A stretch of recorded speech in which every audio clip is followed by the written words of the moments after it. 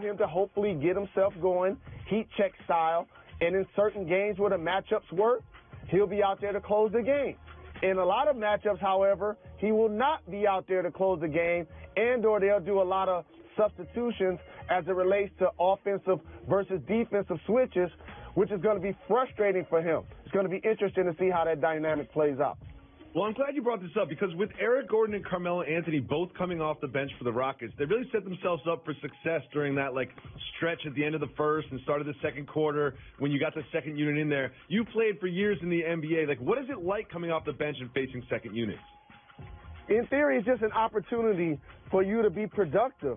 And whether it's against frontline guys or second-line guys, teams strategize against that as well. So what's going to happen is certain teams that want to take advantage of him defensively, they'll probably take out one of their forwards early in the first quarter so that they can put him back in when he's going to come in the game.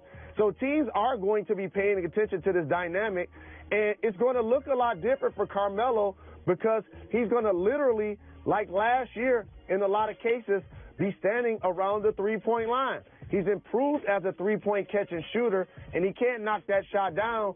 But we know Carmelo Anthony to be at his best when it's mid-range, Bernard King style, pump fake, jab step, 1 or 2 dribbles, pull up 15 to 18 feet. So it's going to be important for him to make his first couple of shots and or not get a couple of fouls or not get a couple of turnovers because some of those times his rope is going to be a lot shorter. Do you think D'Antoni is not starting Carmelo to start the season because he doesn't want to, Marquise Chris is out, so now I'll put Carmelo Anthony in the starting lineup and then take him out of the starting lineup? Is that his strategy here? Well, I'm not starting him because it's not what's best for the team, is what he's thinking. If he felt like putting Carmelo Anthony in the starting lineup will help the team win and or perform at an optimum level, then he will be starting.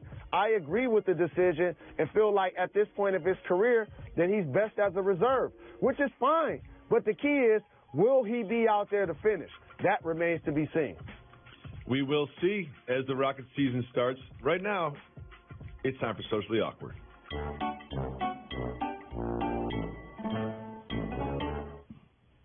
One would think that Kevin Durant has learned his lesson when it comes to social media, but apparently he has not. The latest is a little funny. It's just a little odd. On the day in which Kevin Durant is starting his season with the Warriors, there is this report that there was a tweet about Frank Ntilikina starting at small forward over Kevin Knox. Seems innocuous, no big deal. Just a little small detail, minutia about the Knicks starting lineup, a team that won't even make the playoffs. Apparently, this was liked by Kevin Durant on Instagram. He liked it and then unliked it, allegedly. We don't know if this happened. But Jalen Rose, does Kevin Durant do this accidentally? Does he do this intentionally to make us talk about it? He knows that we're all talking about him going to the Knicks. Why would he like something about the Knicks starting lineup? Kevin's in a unique situation because, as he would say, he went to a team that already had strong leadership in the Golden State Warriors, so he doesn't have to be that guy for them. They won a championship without him. They won 73 games without him. However, they don't win the last 2 championships without him, which is why he was the Finals MVP. We continue to talk about his prowess on the floor, but yet and still, we always seem to find ways to talk about what he's doing on social media. Mm-hmm. And in this case, paying attention to the dynamics of the New York Knicks is not a surprise to anyone that's been paying attention to NBA gossip, so to speak, because I believe, like many, if the Warriors win 3 straight championships, Kevin Durant does see and would accept the allure of being the quote-unquote king of New York. Of course, there's only one notorious big, but the day he signs to play with that squad, he becomes a hero in the large media market. He's from the East Coast. It makes sense for a lot of reasons. So I'm not surprised that this happened, but if I'm him, just own it. Don't unlike it. That's always the whack move. When you put up a picture, when you put up a post, even if you don't love it, don't take it down. That's the whack move.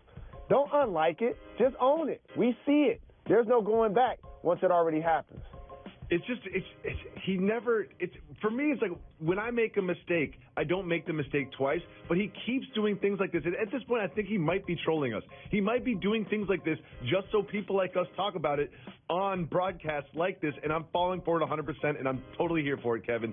Please continue to be confusing on social media because I love it. And we can't ignore the fact we call KP the Unicorn. Who gave him that nickname? Kevin Durant. You brought that up yesterday. It's a great point by you, Jalen Rose. He's had his eye on the unicorn since before he was the unicorn. Every single Wednesday we celebrate the superior, more responsible, kinder, more intelligent gender of our species, the women, with Woman Crush Wednesday. Hey, ladies! And we take female voicemails. Let's listen to one right now. Hi, Jalen, Jacoby. This is Jackie from Colorado and a huge Denver Nuggets fan, and my fiance is born and raised in Portland, so he's Blazers through and through. Who will have the better season this year, and what's an appropriate wager for us to put on it? Love you guys, and keep giving the people what they want. Thank you so much for the call, Jackie. First, we'll address who's going to have a better season, the Nuggets or the Blazers. This is a tough call, and this is going to be a really good bet. And I encourage the person to take the Nuggets in this dynamic. Here's why. First and foremost, we love the Portland Trail Blazers backcourt. We affectionately have called them Mama's Boys for years. And it takes one to know one. And Dame Lillard and C.J. McCollum, who I feel is going to continue to play at an all-star level. But you talked about it. The Nuggets starting five is stout. Mm-hmm. And their backcourt is going to have a coming-out party this year. Harris and Murray. They re-signed Barton. I think Millsap is going to find his rhythm this year. And the Joker, 19 points, 12 boards, 6 dimes. Yep. Is as skilled as any big man offensively in the league. In this dynamic, I have to take the Nuggets. I would have to take the Nuggets as well. I think the Blazers will make the playoffs, but probably in like the 7 seed. The Nuggets could be in the 5 seed, the 6 seed. They'll kind of be like where the Lakers are, depending on how LeBron James messes with his players. But what they should wager on it, I'm going to say hour massage. 1 hour massage. Hold on. Wait. No, Jalen, don't do it. Don't get me in trouble. Don't get me in trouble. We got to move on. I'm sorry. They're in my ear. We have to move on. We have to move on. That's way too long. We have to move on. That's way too long. I'm never giving my wife an hour massage. When we come back, we'll talk about Manny Machado and his quote-unquote dirty play. There's a European city that no longer wants bachelor parties there, and much more. And keep it moving. Hand massage, foot massage, breakfast in bed, dinner at a favorite restaurant.